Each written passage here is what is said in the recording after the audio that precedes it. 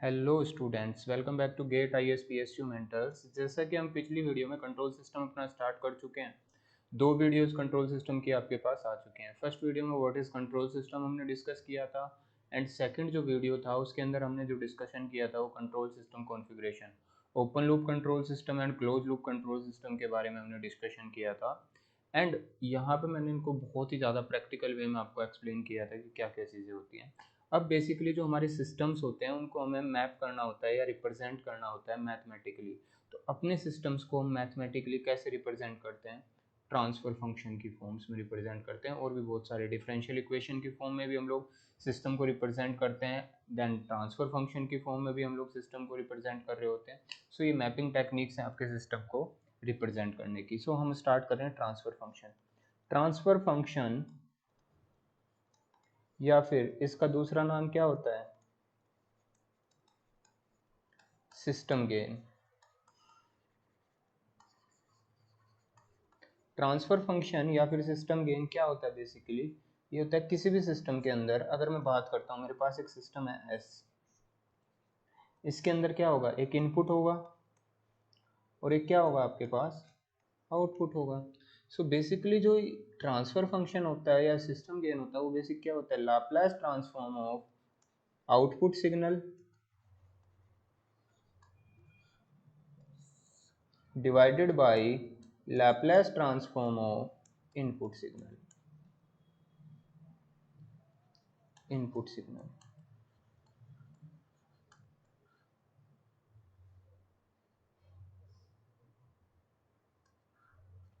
Transfer function क्या हो गया? Laplace transform of output signal divided by Laplace transform of input signal. Right, यहाँ पे दो कंडीशंस होती हैं। देखो, पहली कंडीशन, जितनी भी इनिशियल कंडीशंस हैं,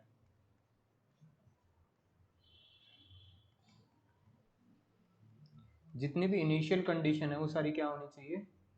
जीरो होनी चाहिए, तभी हम लोग ट्रांसफर फंक्शन को डिफाइन कर सकते हैं। अगर आपकी इनिशियल कंडीशन जीरो नहीं है किसी भी सिस्टम की, तो आपका ट्रांसफर फंक्शन डिफाइंड नहीं होगा। सेकंड थिंग, ये फर्स्ट कंडीशन हुई ट्रांसफर फंक्शन को डिफाइन करने के लिए। सेकंड कंडीशन होती है जो ट्रांसफर फंक्शन है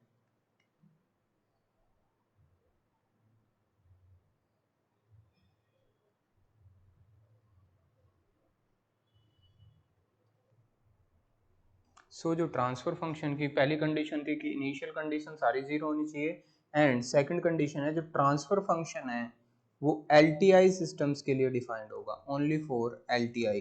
LTI मतलब linear time invariant.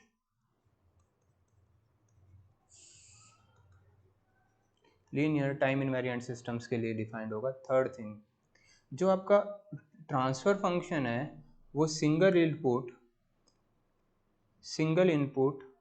And single output systems के लिए डिफाइंड है। तो ये मेनली तीन कंडीशंस आपने ध्यान रखनी है जब भी आप ट्रांसफर फंक्शन डिफाइन करोगे किसी सिस्टम का। पहली कंडीशन की आपकी सारी इनिशियल कंडीशंस जीरो होनी चाहिए।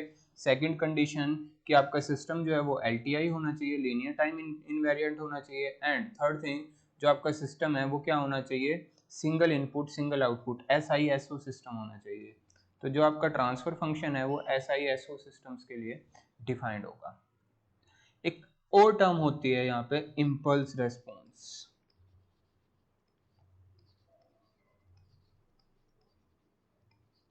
इम्पल्स रेस्पॉन्स बेसिकली क्या है? देखो, अगर मेरे पास एक सिस्टम है एस, कोई एक जनरल सी बात कर लेते हैं, आपने इसको इनपुट दिया xt एंड आउटपुट आपको इस सिस्टम का yt मिल रहा है। अगर इस सिस्टम का आउटपुट yt मिल रहा है, तो अगर मैं इस इनपुट xt को एक इम्पल्स सिग्नल कर देता हूँ, डेल ऑफ टी कर देता हूँ, इस इनपुट को डेल ऑफ टी कर देते हैं, तो इस जिस सिस्टम का जो आउटपुट आएगा एच ऑफ टी, इस सिस्टम के आउटपुट को बोलते हैं हम लोग इम्पल्स रेस्पॉन्स।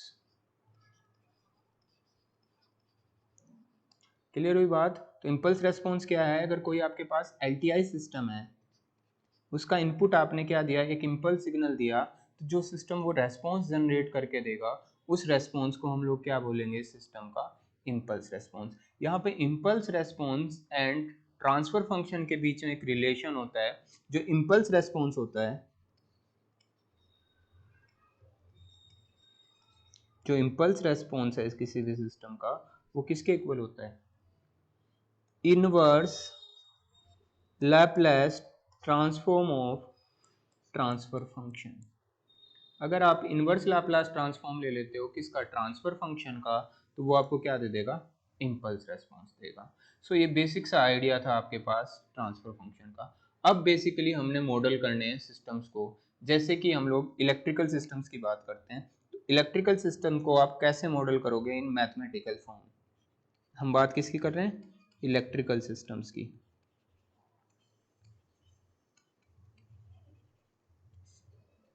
जब हम इलेक्ट्रिकल सिस्टम की बात कर रहे हैं, तो इलेक्ट्रिकल सिस्टम के बारे में कुछ चीज़ें हैं जो भी मैं आपसे डिस्कस कर रहा हूँ। हम इलेक्ट्रिकल सिस्टम की बात कर रहे हैं, तो इलेक्ट्रिक सिस्टम के अंदर क्या क्या चीज़ें होती है, बेसिकली जो लीनियर एलिमेंट्स होते हैं, कैपेसिटर होता है, लीनियर एलिमेंट्स की बात करते हैं तो कैपेसिटर होता है, रेजिस्टर होगा एंड इंडक्टर होगा, ये लीनियर एलिमेंट्स हैं। हाँ, अगर आपको डिटेल डिस्कशन चाहिए तो वो हम नेटवर्क में इसका डिटेल डिस्कशन करेंगे, क्यों ये लीनियर है, क्यों ये नॉन लीनियर, कौन से एलिमेंट लीनियर है, कौन से नॉन लीनियर है। देखो, जब हम कैपेसिटर की बात करते हैं तो कैपेसिटर के अक्रॉस वोल्टेज एंड करंट के बीच में क्या रिलेशन होता है, Vt is equals to 1 upon C integration 0 to t it dt. And what is the relationship between current and voltage? It is equals to C dVc by dt. Voltage and charge के बीच में ये relation होता है यहाँ पे, Vt is equals to 1 upon C qt. देखो, अगर आप क्या कर दो, इसका लाप्लास ट्रांसफॉर्म ले लेते हो, तो आप ध्यान से देखो, ये Vt है, Vt का लाप्लास ट्रांसफॉर्म क्या होगा, Vs is equals to 1 upon C, right. And अगर हम बात करते हैं किसकी, क्यूटी का Laplace transform Q of S होगा। अगर आप इसका ट्रांसफर फंक्शन निकालना चाहते हो in terms of we S upon Q S, तो वो तो आएगा 1 अपॉन सी। क्लियर हुई बात। अगर हम बात करते हैं इसी कैपेसिटर की करंट और वोल्टेज की फॉर्म में इसका ट्रांसफर फंक्शन निकालना चाहते हैं, तो आई एस किसके इक्वल होगा, यहाँ से इस सेकंड इक्वेशन से देखना, यहाँ पे ये वाली जो सेकंड इक्वेशन है, I S is equals to होगा C into S V S. तो V S upon I S किसके इक्वल आएगा, क्योंकि आउटपुट क्या ले रहे हैं हम लोग, voltage across capacitor, current I S input लिया यहाँ से, तो ये किसके इक्वल आ जाएगा, 1 अपॉन सी एस। इसी को क्या बोलते हैं हम लोग, इम्पीडेंस। अगर आप ध्यान से देखो तो वोल्टेज अपॉन करंट का रेशियो क्या होता है, इम्पीडेंस। सो लाप्लास डोमेन के अंदर अगर हम बात करते हैं कैपेसिटर, तो कैपेसिटर कितना इम्पीडेंस शो करता है, 1 अपॉन सी एस। अगर हम एडमिटेंस की बात करेंगे तो एडमिटेंस कितना आ जाएगा, जस्ट इसका उल्टा। तो एडमिटेंस कितना शो करेगा, ये एडमिटेंस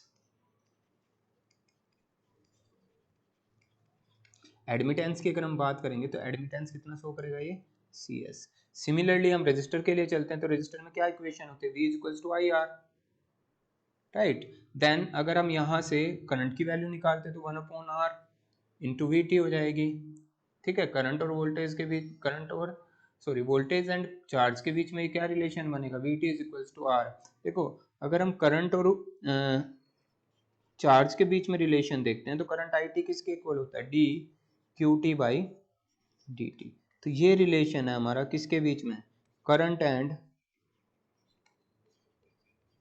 चार्ज के बीच में, ये आपका रिलेशन होता है। तो ये रिलेशन हमें क्या दिखाएगा, voltage across resistance and charge through the resistance. Similarly अगर इंपीडेंस की बात करते हैं, इंपीडेंस कहाँ से निकाल सकते हो आप, फर्स्ट इक्वेशन से इसका लाप्लास ट्रांसफॉर्म ले लो, तो फर्स्ट इक्वेशन से हमें क्या मिलेगा, V S is equals to R I S. तो V S upon I S किसके इक्वल आ जाएगा, यहाँ से आर के इक्वल आ जाएगा। तो इम्पीडेंस या रेजिस्टेंस कितना आ रहा है इसका, इम्पीडेंस आर के इक्वल आएगा। एंड अगर हम एडमिटेंस की बात करेंगे रेजिस्टेंस के, तो एडमिटेंस किसके इक्वल होगा, एडमिटेंस ऑफ रेजिस्टेंस वो किसके इक्वल होगा, 1 अपॉन आर के इक्वल होगा, ठीक है। इसी को हम लोग जी बोलते हैं, कंडक्टेंस। सेकंड थिंग हम बात करेंगे इंडक्टर की, तो इंडक्टर में क्या इक्वेशन होती है, V T is equals to L D I by D T. And current और वोल्टेज के बीच में current is equals to 1 upon L integration 0 to T V to D to. Voltage and charge के बीच में क्या रिलेशन हो जाएगा, करंट की वैल्यू रिप्लेस कर देंगे फर्स्ट इक्वेशन में, तो V T is equals to L D square Q T by D T square, right. अगर हम फर्स्ट इक्वेशन से जाते हैं तो फर्स्ट इक्वेशन से हम क्या देख रहे हैं यहाँ पे, वी टी किसके इक्वल आया था अपने पास, L D I T by D T. Clear. So अगर इसका लाप्लास ट्रांसफॉर्म ले लेते हैं, V S is equals to L S I S के इक्वल आ गया। सो इम्पीडेंस जेड एस किसके इक्वल होगा, V S upon I S is equals to L S के इक्वल होगा। क्लियर है बात ये। एंड एडमिटेंस जस्ट इसका उल्टा हो जाएगा, ये तो इम्पीडेंस है, एडमिटेंस एडमिटेंस किसके इक्वल होगा, G is equals to 1 upon L S. So ये सारी चीज़ें आपने याद रखनी है, ठीक है। तो मेरे मैं आपको एक सजेशन दूँ तो आप डायरेक्टली क्या कर सकते हो कि जब भी आपका कैपेसिटर है उसको डायरेक्टली हम लोग लाप्लास डोमेन में किस इंपीडेंस से रिप्लेस करेंगे, 1 अपॉन सी एस से, इफ इनिशियल कंडीशन 0। रेजिस्टेंस को किस से रिप्लेस करेंगे, आर से। एंड इम्पीडेंस को किस से रिप्लेस करेंगे, सॉरी इंडक्टर को किस से रिप्लेस करेंगे, एल एस। सो ये अपने पास किसकी फॉर्म में कन्वर्ट हो जाएगा पूरा सर्किट, एडमिटेंस की फॉर्म में कन्वर्ट हो जाएगा। सो ये टेबल आपने ध्यान रखनी है। अब हम मूव करते हैं कुछ प्रॉब्लम्स जिसमें हमें क्या करना है, ट्रांसफर फंक्शन फाइंड आउट करना है। हमारे पास एक प्रॉब्लम है, एक इलेक्ट्रिकल नेटवर्क है जो हमें गिवन है, V T is equals to एक रेजिस्टेंस इंडक्टर एंड कैपेसिटर एक सीरीज में लगे हुए हैं, इसके सीरीज में एक वोल्टेज सोर्स लगाया हुआ है हमने वी टी। देन हमने क्या फाइंड आउट करना है, इसका ट्रांसफर फंक्शन। ट्रांसफर फंक्शन क्या निकालना है आपने, across V C S divided by V S input voltage. So ये आपने फाइंड आउट करना है। सबसे पहले जब भी इस टाइप का नेटवर्क आएगा, इसको टैकल करने के लिए सारी इनिशियल कंडीशन 0 गिवन है, तो हम क्या करेंगे, इसको किस डोमेन में कन्वर्ट करेंगे, लाप्लास। तो taking Laplace transform of above network, इस अबव नेटवर्क का लाप्लास ट्रांसफॉर्म लेंगे हम। तो लाप्लास ट्रांसफॉर्म लेंगे तो क्या बनेगा, देखो जो इंडक्टर है उसको किस से रिप्लेस करेंगे, एल एस से, सॉरी इंडक्टर, ठीक है। जो आपका रेजिस्टेंस है उसको किस से रिप्लेस करेंगे हम लोग, आर से। एंड जो आपका कैपेसिटेंस है इसको किस से रिप्लेस किया जाएगा यहाँ पे, 1 अपॉन सी एस, राइट। जो इनपुट वोल्टेज सोर्स है वो क्या हो जाएगा, वी एस हो जाएगा। एंड जो करंट यहाँ से फ्लो कर रहा है इसकी वैल्यू क्या हो जाएगी, आई एस। आउटपुट वोल्टेज किसके इक्वल आ जाएगा, वी सी एस के इक्वल आ जाएगा। देन अब अगर मैं इस नेटवर्क के मैं केवीएल लगा देता हूँ तो केवीएल लगाते क्या आएगी, वी एस माइनस, ये किसकी तरह बिहेव कर रहा है, अब इम्पीडेंस की तरह बिहेव करेगा। So L S into I S, current into voltage, sorry current into impedance क्या देगा आपको, वोल्टेज दे देगा, minus R into I S minus 1 upon C S into I S is equals to क्या बन जाएगा आपके पास, 0। तो यहाँ से V S is equals to किस क्या आएगा, R plus L S plus 1 upon C S into I S. Clear है बात ये, ठीक है। तो वी एस की वैल्यू अपॉन आई एस की वैल्यू किसके इक्वल आई है आपके पास, R plus L S plus 1 upon C S. देखो यहाँ पे अगर हम बात करते हैं वी सी एस की, तो वी सी एस किसके इक्वल होगा, करंट कितनी फ्लो कर रही है इस कैपेसिटिव इम्पीडेंस से, 1 upon C S current flow कर रही है, तो कितना इम्पीडेंस आएगा इसका, सॉरी कितनी वोल्टेज आएगी V C S, V C S किसके इक्वल आएगा आपके पास, 1 upon C S impedance into I S. So I S की वैल्यू किसके इक्वल हो जाएगी, अगर हम यहाँ से सोल्व करते हैं तो आई एस की वैल्यू होगी V C S into C S. तो ये आई एस की जगह रिप्लेस कर देंगे यहाँ पे, तो आई एस की जगह यही जैसे ही रिप्लेस करेंगे वी एस, आई एस की वैल्यू कितनी निकाली अभी आपने, V C S into C S is equals to क्या बन जाएगा आपके पास, R plus L S plus 1 upon C S. तो V C S upon V S किसके इक्वल आ जाएगा, यहाँ से ये आपके पास इक्वल आएगा, देखो ये उल्टा कर दिया, ये अपॉन में चला जाएगा, देन ये क्या हो जाएगा, 1 upon C S R plus L S plus 1 upon C S, right. C S आप एलसीएम ले लोगे तो सी एस एलसीएम लेके कैंसिल आउट हो जाएगा, तो 1 upon RCS plus RL sorry CL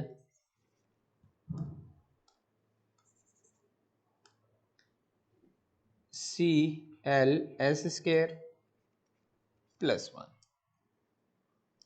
सो ओवरऑल जो ट्रांसफर फंक्शन आएगा VCS upon VS of electrical network series RLC electrical network होगा LC S² plus RCS plus 1।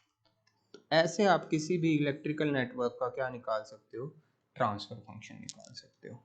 अब जो ये ट्रांसफर फंक्शन है इसके अंदर दो चीजें और डिफाइंड होती हैं आपके पास, क्लियर है। देखो यहाँ पे आपका जो ट्रांसफर फंक्शन है वो क्या था, लैपलेस ट्रांसफॉर्म ऑफ, यहाँ पे हमने डिफाइन किया था ट्रांसफर फंक्शन जो क्या था, Laplace transform of input sorry output divided by Laplace transform of input.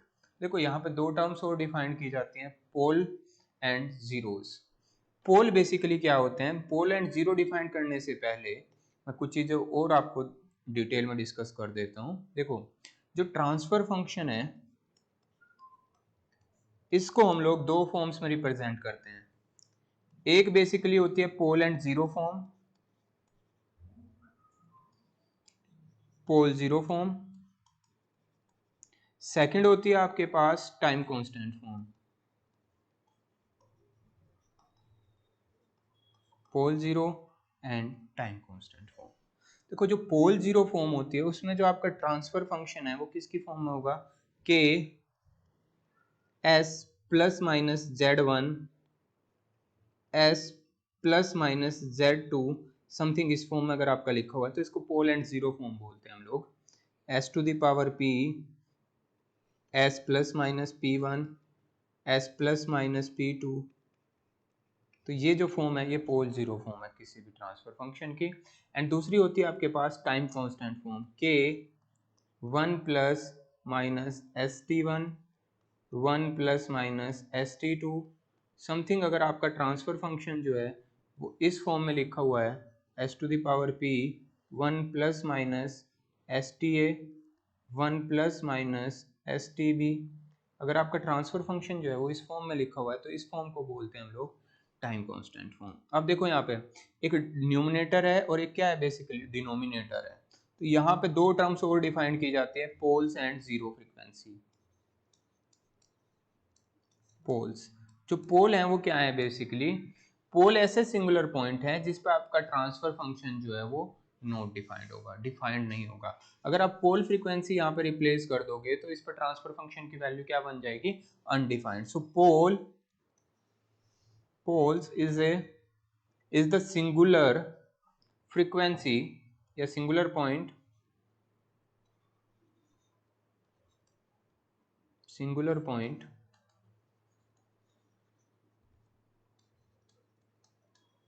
at which transfer function is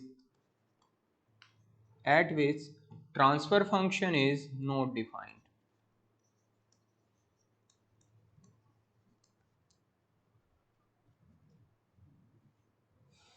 ठीक है, तो ये चीज आपका पोल है। ये तो नॉर्मल बात की हमने पोल जीरो फॉर्म की। अगर हम बात करते हैं टाइम कांस्टेंट फॉर्म में तो पोल क्या होगा, अगर सेकंड डेफिनेशन की बात करें, ये आपके पास टाइम टाइम कांस्टेंट फॉर्म है तो टाइम कांस्टेंट फॉर्म में पोल क्या बोल सकते हैं, poles are basically inverse of time constant, right? So poles is basically a frequency which is inverse of time constant। Pole क्या है basically, inverse of time constant है, ठीक है। And at pole frequency system gain और क्या कहते हैं इसको, ट्रांसफर फंक्शन भी बोलते हैं यार सिस्टम गेन को। क्या ये डिफाइंड होगा पोल फ्रीक्वेंसीज पे? अगर आप यहाँ पे पोल फ्रीक्वेंसीज रिप्लेस कर दोगे तो ये क्या हो जाएगा? Not defined, right? The system gain और transfer function is not defined. तो ये बेसिकली पोल फ्रीक्वेंसीज की बात हुई। तो पोल फ्रीक्वेंसी क्या है? वो सिंगुलर पॉइंट है जिस पर आपका ट्रांसफर फंक्शन जो है वो नॉट डिफाइंड होगा। अब अगर हम यहां से देखते हैं, इस पहले वाली इक्वेशन से देखते हैं, अगर मैं s plus P one is equals to zero से रिप्लेस कर देता हूं तो s की वैल्यू क्या आएगी? माइनस पी वन के इक्वल आएगी। अगर आप यहाँ पे माइनस पी वन रिप्लेस कर देते हो, प्लस लेके चलते हैं, माइनस को नेग्लेक्ट कर दें, तो ये नीचे वाली वैल्यू जीरो हो जाएगी एंड सिस्टम ट्रांसफर फंक्शन क्या हो जाएगा अपने पास? नॉट डिफाइंड होगा। क्लियर हुई बात ये? एंड अगर हम बात करते हैं अब जीरो फ्रीक्वेंसीज की, तो जीरो बेसिकली क्या होता है? Root of numerator. जो न्यूमिनेटर है इसके जो रूट होंगे ट्रांसफर फंक्शन के अंदर, उसको हम लोग क्या बोलेंगे? जीरोस। जीरोस जीरोस क्या होंगे? Root of numerator of transfer function are known as zeros of transfer function. या फिर हम क्या और क्या बोल सकते हैं? देखो, अगर आप ये जीरो फ्रीक्वेंसी यहाँ पे रिप्लेस कर दो, मतलब क्या किया आपने? s प्लस जेड वन को इक्वेट किया जीरो से, तो ये जो ट्रांसफर फंक्शन है पूरा का पूरा क्या हो जाएगा? जीरो हो जाएगा। यानी कि हम क्या कह सकते हैं? वो फ्रीक्वेंसी जिस पे आपका ट्रांसफर फंक्शन जो है वो नलीफाई हो जाएगा। ये हमारी किसकी बात हुई? जीरोस की बात हुई। देखो अब दो चीजें और निकल के आती हैं यहाँ पे। एक टर्म होती है जिसकी हम बात कर रहे हैं यहाँ पे। देखो ये जो P है ये किस चीज को डिनोट करता है? ठीक है, ये P। अब अगर हम बात करते हैं जो नीचे वाला पोलिनोमियल है ये पूरा का पूरा, ये क्या देगा आपको? पोल्स देगा। एंड जो ये फर्स्ट P है ये डिनोट करेगा number of poles at origin. Number of poles at origin. Clear हुई बात ये? एंड जो ये के है आपके पास, इसको क्या बोलते हैं हम लोग? DC gain. तो के आपको डीसी गेन देगा। पी की वैल्यू क्या है? ये जो S to the power P, P number of poles at origin होगा। क्लियर है? देखो सेकंड थिंग एक और डिस्कस करनी थी मैंने यहाँ पे आपके साथ। देखो ये जो ट्रांसफर फंक्शन है, दो फॉर्म हुई इसकी। एक फॉर्म तो हुई आपके पास टाइम कांस्टेंट फॉर्म, एक फॉर्म हुई पोल एंड जीरो फॉर्म्स। तो जो ये दोनों फॉर्म्स हैं इसके अंदर दो अदर टाइप्स भी आते हैं। देखो जो ट्रांसफर फंक्शन है वो प्रॉपर फॉर्म एंड एक होती है इम्प्रॉपर फॉर्म। इम्प्रॉपर फॉर्म, ठीक है। प्रॉपर फॉर्म में क्या होगा? जो डिनोमिनेटर है, the degree of denominator is higher than the degree of is higher than the degree of numerator। अगर कोई ट्रांसफर फंक्शन इस कंडीशन को सेटिस्फाई कर रहा है, जो आपका न्यूमिनेटर है उससे डिग्री डिनोमिनेटर की ज्यादा है, तो ऐसे ट्रांसफर फंक्शन को प्रॉपर बोलेंगे। अगर इसको ट्रांसफर फंक्शन कोई कंडीशन सेटिस्फाई कर रहा है, नहीं कर रहा है, नॉट सेटिस्फाइड दिस कंडीशन, तो वो कैसे ट्रांसफर फंक्शन होगा? इम्प्रॉपर ट्रांसफर फंक्शन होगा। तो ट्रांसफर फंक्शन के बारे में कुछ चीजें यहाँ पे आपको होपफुली क्लियर होगी होंगी। जैसे मैंने स्टार्ट किया था, what is a transfer function, what the relationship between transfer function and impulse response. फिर एक हमने डिस्कस किया था कि इलेक्ट्रिकल नेटवर्क्स है, इलेक्ट्रिकल सिस्टम्स हैं, उसको हम टाइम डोमेन से लाप्लास डोमेन में कैसे कन्वर्ट करेंगे। देन वहाँ से हम लोग ट्रांसफर फंक्शन उस सिस्टम का कैसे फाइंड आउट करेंगे। एक एग्जांपल लेके मैंने आपको समझाया था, एक सीरीज आरएलसी नेटवर्क लिया, यहाँ पे मैंने कैपेसिटर और जो इनपुट वोल्टेज है इन दोनों को लेकर ट्रांसफर फंक्शन निकाल के आपको दिखाया था कैसे हम लोग इसके साथ डील करते हैं। देन मैंने दो फॉर्म बताई आपको जो ट्रांसफर फंक्शन है, एक पोल जीरो फॉर्म, एक टाइम कांस्टेंट फॉर्म होती है आपके पास। तो जो पोल जीरो फॉर्म है वो किस फॉर्म में होगी? टाइम कांस्टेंट फॉर्म किस फॉर्म में होगी आपके पास? क्लियर है बात? पोल फ्रीक्वेंसीज क्या होती हैं एंड जीरोस फ्रीक्वेंसीज क्या होती हैं, ये चीज मैंने आपके साथ डिस्कस की। एंड लास्ट में मैंने आपको ट्रांसफर फंक्शन के अंदर बताया प्रॉपर ट्रांसफर फंक्शन क्या होगा एंड इम्प्रॉपर ट्रांसफर फंक्शन क्या होगा। सो नेक्स्ट वीडियो में शायद हम कुछ क्वेश्चंस करेंगे इलेक्ट्रिकल नेटवर्क से रिलेटेड। सो होपफुली अगर आपको ये वीडियो अच्छी लगी है तो हमारे चैनल को सब्सक्राइब करें एंड इस वीडियो को अपने दोस्तों के साथ शेयर करें। Thank you.